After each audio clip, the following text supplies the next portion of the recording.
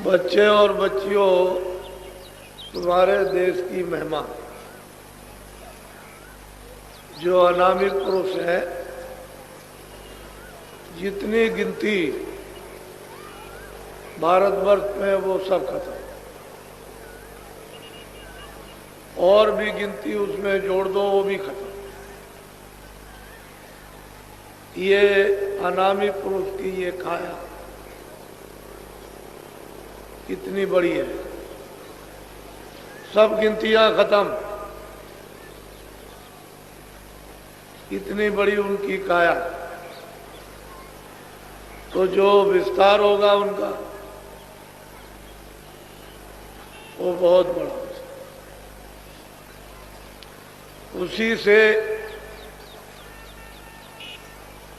कितने ईश्वर, कितने ब्रह्म, कितने पार ब्रह्म, कितने महाकाल, ये सब उसी के पैदा किए हुए।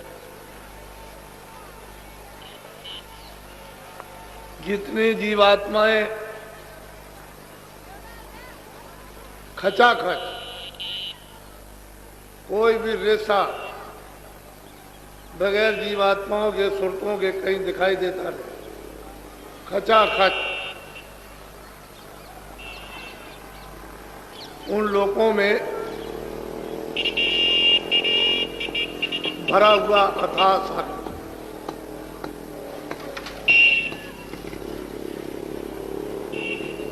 जो वहाँ की जो सुरतें वहाँ रहती हैं, उनके लाखों लाखों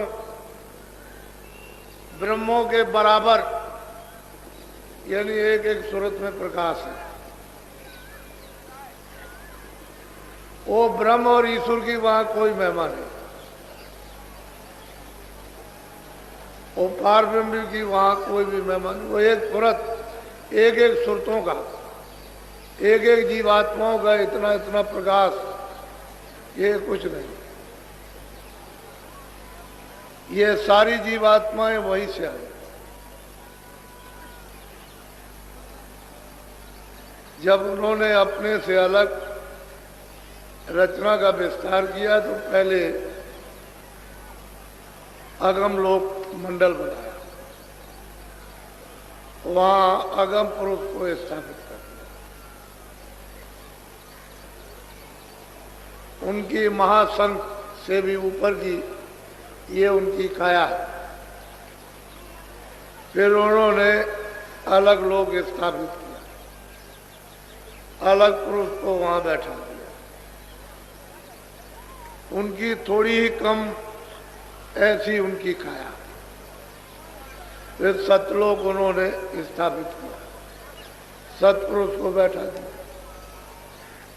ये अनामी पुरुष ने ये तीनों लोगों की अपनी स्वेच्छा से स्थापित, और वो तीनों लोग एक रस है, एक रूप है, एक रस है, स्थिर है, अस्थायी है, परिवर्तनशील नहीं। सतलोक से, सतपुरुष से ये विस्तार है। तो जितनी जीवात्माएं सतलोक में खचाखच भरी हुई है, वो सब लाखों लाखों एक सूरत ब्रह्म की हस्ती। ब्रह्म में कोई हस्ती नहीं, ईश्वर में कुछ नहीं। ये तो वहां का खेल होता है। फौरन उड़ी, और उन्होंने इतने देखते देखते एक पलक के मारते इतने बड़े बड़े महल बना दिए कि खरबों योजन ऊंची। उस देश की अर्वचनीय महिमा, ये सब जीवात्माएं वहीं से लाई गई। सतपुरुष ने जब अपने से ईश्वर ब्रह्म और पार ब्रह्म महापाल पुरुष को अलग किया मंडल बनाकर, तो इन सब लोगों ने अपने अपने मंडलों में तपस्या की, और ये लिखन पढ़न का काम नहीं है। जितनी स्याही समुद्र में बनाओ बन रहा है कि कल में पत्तों की बना लो पृथ्वी को कागज, इतने दिनों तक आप उस पर लिखो, ये सब खत्म। इतने दिनों तक इन्होंने तपस्या की। ईश्वर ने जिसको खुदा कहते हैं, ब्रह्म ने जिसको रब कहते हैं, पार ब्रह्म ने जिसको अल्लाह कहते हैं, महाकाल पुरुष सबने तपस्या की, घना घोर, और सत्पुरुष को खुश करने कि हमसे प्रसन्न हो जाए। हमको देश से क्यों निकाल दिया, अलग क्यों कर दिया, कोई कारण तो होगा ही। तब वो तो उनकी मौज मर्जी की बात। इतने दिनों तक ये तब करते रहे, तब वो उसके बाद सत्पुरुष इनसे प्रसन्न हुए कि तुम्हारी तपस्या पूरी हुई, हम तुमसे खुश हैं, बोलो तुम क्या चाहते। फिर उन्होंने सतलोक के समान राज मांगा कि जैसा आप, इनको मालूम हो गया था कि मुझको निकाल दिया, तो राज मांगा कि आपके राज के समान ही हमको राज। तो मौज मर्जी सत्पुरुष की थी। उन्होंने मतलब ये कहा तो जीवात्माओं के बगैर, सुरतों के बगैर यहाँ कोई रचना नहीं हो सकती किसी भी मंडल में। जब वो सुरतें आएंगी तभी रचना बैठेगी।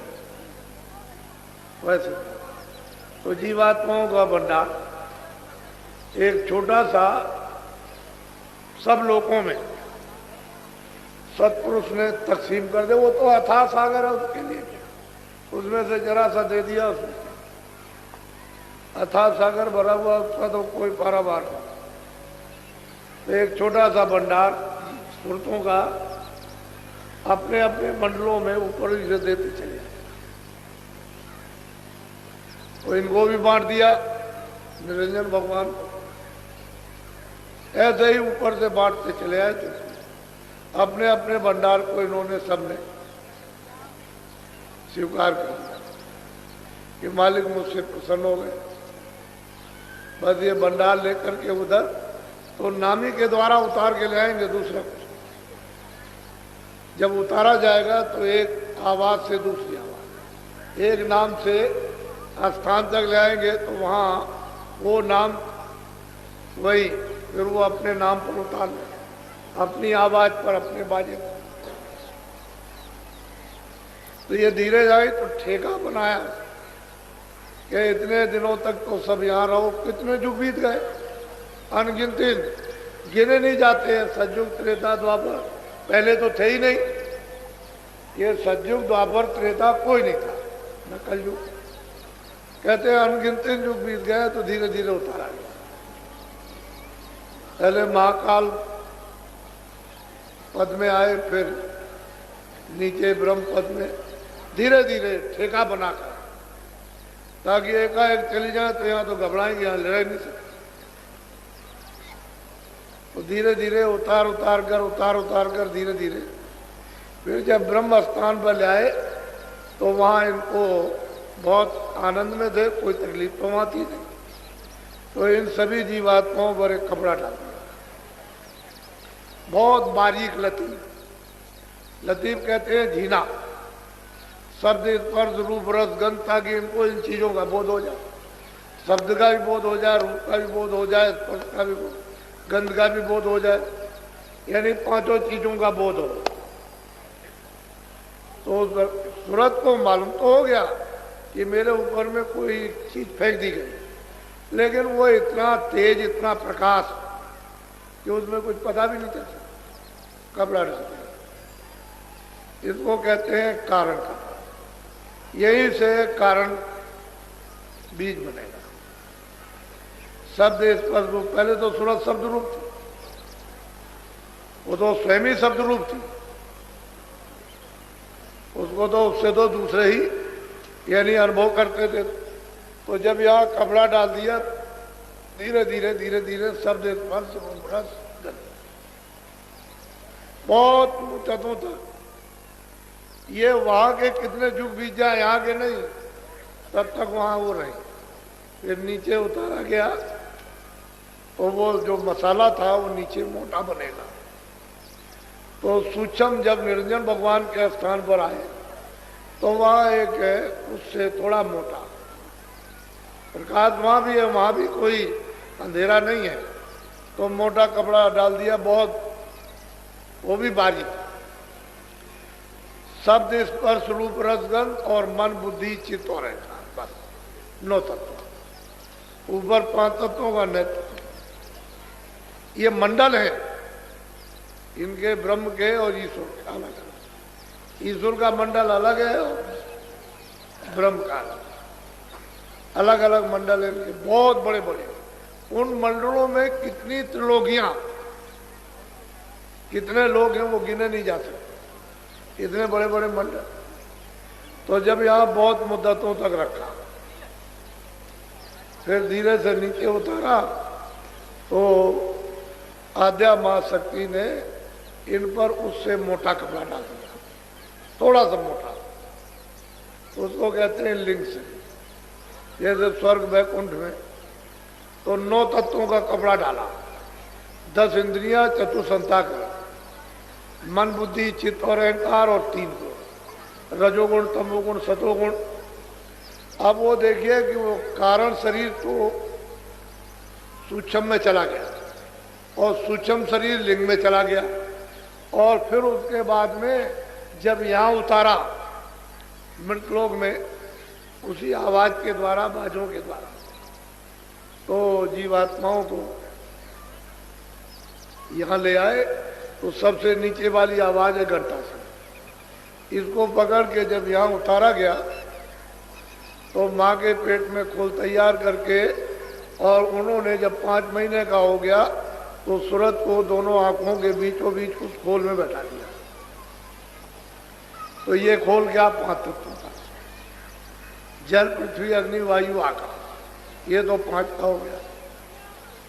उसके अंदर वाला 9 तत्वों का हो गया। फिर उसके अंदर जो है वो इसके ये 5 तत्वों का लिंग शरीर 17 तत्वों का, फिर उसके अंदर 9 तत्वों का शरीर, फिर उसके अंदर 5 तत्वों का। अब इस तरह से इसने कपड़ा पहन रखा है। अब इसको अगर कोई नहीं जानेगा तो इसका कपड़ा कोई उतार नहीं सकता, ये आभूषण है उसका। तो इतने कपड़े सूरत ने पहन रखे। उस समय पर कोई बंधन नहीं था। सूरत यहाँ बैठ गई, माँ के पेट में, सब सुन रही है, सब देख रही है, कोई आंख बंद नहीं थी। जैसे ही 9 महीने का बच्चा पैदा हुआ तो आंख भी खुली, कान भी है, सब बाजें सुन रही और सब देख रही है और चढ़ती चली जाती है। उसे रोक टोक नहीं है, चढ़ जाती है। इसको उतार दिया, छोड़ दिया, फिर उसने लिंग को उतारा, उसको छोड़ दिया, फिर उसने सूक्ष्म को उतारा, छोड़ दिया, कारण को उतारा, छोड़ दिया, चली जाती। और रोज दरबार में सतलोक में हाजिरी देती, सब जितनी भी ये सुरतें जीवात्माएं सब रोज जाती थी। उस समय जाने आने का कोई बंधन नहीं। अब इनको कहा गया कि भाई तुम गंदगी ये अपनी छोड़ देना, गंदगी को पाक न रखना, वहीं तो जो सुरतें यानी मतलब गंदगी छोड़ दी, सर से निकल गई। इनकी अवध रखी 1 लाख बरस, तो बहुत चली गई वापस, वो कम नहीं गई, बहुत गई। लेकिन जब ये मालूम हुआ कि सब चली जाएगी तो निरंजन भगवान ने फिर अब इनके लिए रोक टोक खड़ी कर दी। फौरन उन्होंने शक्तियां पैदा करके और उनका जन्म दिलवा दिया और उनको आदेश दे दिया कि जंगल में चले जाओ घोर तपस्या। वो चले गए ब्रह्मा विष्णु महादेव और वहाँ 20,000 वर्ष तप किया। फिर उनको जब समाधि लगाई तो उनको देववाणी हो गई कि तुम चारों वेद विधान बना। बस यही से सब बंधन हो गए। ये कूड़ा कचड़ा, ये सब पाप का, पुण्य का, अच्छे का, बुरे का, न्याय का, सत्य असत का, सब ये पड़ेगा। क्योंकि उस समय तो आँख खुली थी, कान खुले थे, रास्ता कुछ बंद नहीं था, नाक भी खुली, जाते थे आते थे। बस इतना ही था कि जा रहे आ रहे अपना घोंसला देखे, फौरन उतर के आए, अपने घोंसले में आ गई। ये उनका घोंसला था, पंचभौतिक शरीर। लेकिन जब अवध पूरी होगी तब चले जाएंगे। तो फिर पीछे से ये झगड़ा लगा दिया। तो जब ये झगड़ा लगाया तो फिर गंदगी इसमें छन करके कुछ तो कारण रोग में चली गई, जमा हो, कुछ सूक्ष्म लोक में गंदगी जमा हो गई, कुछ लिंग लोक में गंदगी जमा हो गई। जो बारी बारी अशुभ कर्म हुए वो मतलब ये है कि शरीर में जमा, तो मन और बुद्धि और चित्त और ये सब गंदे हो गए, अंतःकरण गंदा हो गया। फिर वो जीवात्मा जो स्वच्छ और साफ बैठी हुई थी वो गंदी होने लगी। तो इस बार आपने कूड़ा कचरा डाल करके इसको गंदा कर, तो आँख भी बंद हो गई, कान भी बंद हो गए, नाक, क्योंकि ये तो वहाँ लेकर के आई थी। इस बार तो कोई पर्दा था नहीं, तो आँख पर, कान पर, नाक पर, इसमें तो सुधा ये चीज है, वहां भी रहेगी तब भी यही चीज है। तो जो चीज कुदरती है जिसको कोई बना नहीं सकता वो उसके अंदर मौजूद। आंख भी है, कान भी, नाक भी, अब गंदगी पड़ गई, बस यही से बदला। आजादी दे दी, उसने कहा जो भी कोई कर्म करेगा मृत लोक में वो अपने अपने कर्म का फल भोगेगा। अब वो पता ठिकाना तो हम भूल गए, अपने घर में आने का, भाई किस रास्ते से जाएंगे, घर में पहुंचेंगे वो भूल गए। अब यहीं पर लगे झगड़े में, बस यहीं पर बस बस्ती बसाने लगे, इच्छा बसाने लगे, ममता करने लगे, आशा बांधने लगे, बस यही झगड़े। अब आपकी वो आशा खत्म हो गई, इच्छा खत्म हो गई कि अपने घर का कैसा आनंद है, कैसा सुख है, कैसी सुंदरता है, कैसी शक्ति है, कैसा ज्ञान हो, भूल गए। सही बात तो सही है कि ये आपका ये प्रदेश है। और देखो आप 50 वर्ष के हो गए, 60 वर्ष के, 70 वर्ष के तो जाने, और ऐसे तो बच्चा आता है जब समय पूरा हो जाता है कर्मानुसार, तो 2 साल का भी चल दिया, 4 साल का भी, 10 साल। लेकिन अगर पूरी आयु आपको मिली है और संभाल के लिए चलोगे तो 50 भी जा सकते हो, 60 भी जा सकते हो और 80 भी जा सकते हो। संयम बिगाड़ दोगे तो पहले ही चले जाओ, क्योंकि सांसों की पूंजी खत्म हो जाएगी संयम बिगाड़ने से, तो पहले ही आप इस मकान से खाली कर दिया, चले जाओ। बस ये कर्मों का बंधन हो गया, और जीव जो है इस बंधन में फंस गए। अब उसने और नीचे फिर सजाए, उनके कारागार बना दिए, तो जीवात्माओं को कहीं निकल ना जाए तो सजा देने लगे। अब वो चले गए, अब कब होगा, तो ये उनका काम यही है। और इन्होंने ऐसी ऐसी रचना की है, स्वर्ग में की इतनी सुंदर रचना, तो वहां पर मतलब ये है कि स्त्रियां भी है, पुरुष भी है, छोटे छोटे बच्चे भी दिखाई देते हैं। बहुत सुंदर रचना, बहुत खूबसूरत, यानी चित्रकारियों से ऐसी सुंदर है। वहां के लिबास, पहरावा, कपड़ा तो नहीं है रुई का है, रेशमी ये कपड़ा तो नहीं, लेकिन मालूम होता है कि ऐसा सुंदर कि वो जेवर वगैरह जो उसकी काशी पहराव बेल बूटों का इतना सुंदर है कि वो मोहित हो जाए, ऐसा लिबास। स्त्रियां जो वहाँ की चमकीली है, यानी वस्त्रों को मालूम होता है पहरे हुए इतने चमकदार हैं कि तुम फौरन मोहित हो जाओ। वो अप्सराएं उधरी रहती है, नित्य नाच, नृत्य होता रहता है। ये नाच आज क्या चीज है, कुछ नहीं, हर वक्त 24 घंटे हर क्षण नाच होते रहते हैं, विचित्र भांत के नाच। तो साधक के लिए तो अगर कोई बताने वाला नहीं तो उधर से आगे जा ही नहीं सकते, वो तो वहीं फंस जाए। तो उसने ऐसा माया का जाल कि इससे बचो, यहाँ तो वहां लक्ष्मी है, सावित्री है और पार्वती, और वहां स्त्रियां हैं, दोनों वो घेर लेंगे, ऊपर नीचे दाएं बाएं रिद्धियां सिद्धियां सब घेर के खड़ी हो जाती हैं। तो बुद्धि का हरण, प्रलोभन दे देंगे, बस आपकी साधना खत्म। ऊपर जाइए तो आध्यात्म आ सकती, उसका इतना बड़ा लोक है कि मतलब यह है कि कितने, मतलब यह है कि करोड़ों कि 1, 2, 4, 10, 20 करोड़ नहीं, कितने करोड़ों का लंबा मैदान, उसमें औरतें ही औरतें। स्त्रियां तो उससे जाल से निकालना बहुत मुश्किल। ये स्वर्ग वैकुंठ में कुछ नहीं है, जो आद्या महाशक्ति लोक में जो देवियां हैं, ऊपर में पुरुष है, निरंजन भगवान विराजमान, वो काहे को जाने देंगे किसी को। उनके ऊपर में वो माया वो सबको रोके रहती है, उसका भी माया रूप, स्त्री का रूप है वो भी। उसकी सुंदरता अनोखी विचित्र है, ऐसी सुंदर और मोहित करने वाली कि तुम्हारे ऐसे कितने मतलब ये है कि सब फना हो गए, वो जा ही नहीं सकते, फिर उसके ऊपर में भ्रम है। उसका मतलब ये तो चीज ये है कि अंदर का राज किसी को पता ही नहीं, वो जानते ही नहीं। और आप क्या आपको मालूम है संसार में आप जब तक महात्मा नहीं मिलेंगे ये जीव बेचारा क्या कर।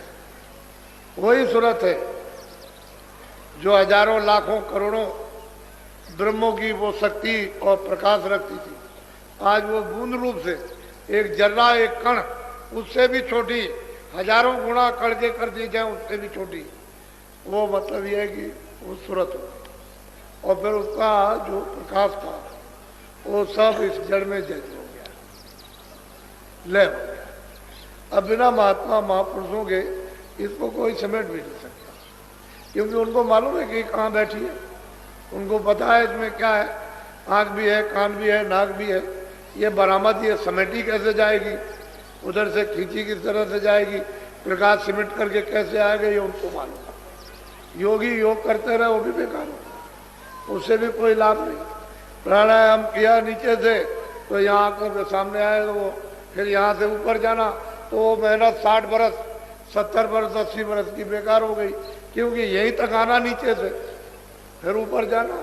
अब संतों महात्माओं ने कलयुग में यहीं से जीवों को ऊपर उठा लिया, ये नाम की डोर को पकड़ो छोड़ो यहीं से, इसमें कोई तकलीफ नहीं, कोई प्राणायाम नहीं करता, कोई शारीरिक तकलीफ नहीं, कोई परित्याग नहीं, कोई मतलब है छोड़ना छाड़ना नहीं, बस अपना सहज जो भी शरीर अच्छा के लिए पैरते हो खाते हो खा, उसमें कोई दिक्कत परेशानी। और सहज में इधर से अपना ध्यान तवज्जो हटाकर उधर लगा दो, बस सही है। इधर से पौधा उखाड़ो, इधर जो आपने ख्याल और ध्यान इधर आशा और बासा आपने इधर फैला रखी उसको हटा लीजिए, इधर लगा दीजिए, तो इतने में तो काम बनेगा।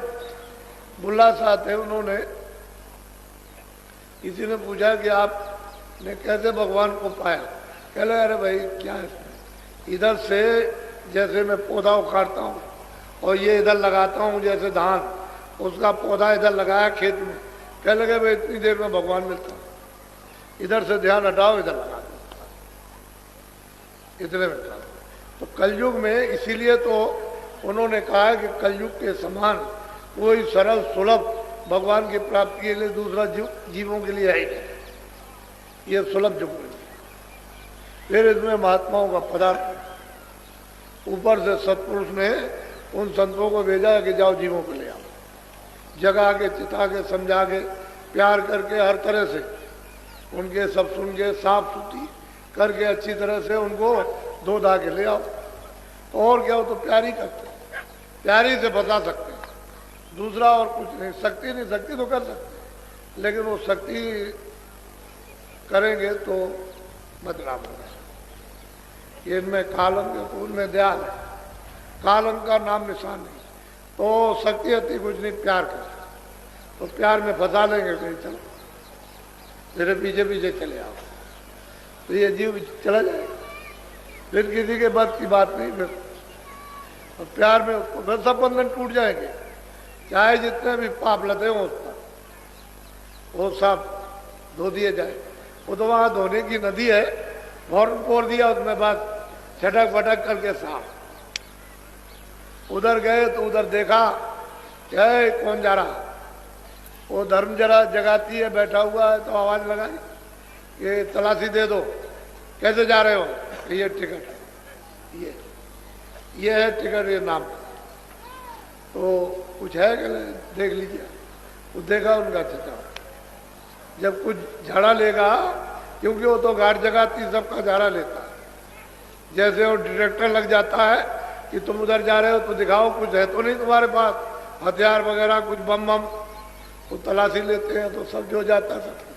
ऐसे उधर कोई भी जाएगा सब चीज, जब कुछ नहीं निकलेगा कैसे, कुछ नहीं कर सकते। तो आपने तो अभी मतलब यह है कि कहीं गोता लगाया ही नहीं, जाने नहीं कि गोता जीवात्माएं कहाँ लगा के फड़फड़ा करके शुद्ध पवित्र और साफ हो जाती है। तो महात्मा ले जाते हैं, उसमें नदी में बोरा बोर देते हैं कि कर ले स्नान, जल्दी से कलमल के जितने भी कर्म अशुभ शुभ इनको धो डाल जल्दी से। तब ये जीव धोता है, उसमें नहाता है। इनको बेचारों कहाँ का नाम, नदी कहाँ बह रही, कर्मनाशा नदी कहाँ है, इन्हें क्या पता। कर्मनाशा नदी है, उसमें स्नान वो महापुरुष कराते हैं। तब ये जीव इस योग होते हैं कि हम आगे चले गए। नहीं कैसे, कर्मनाश ना हो तो कौन ले जाएगा।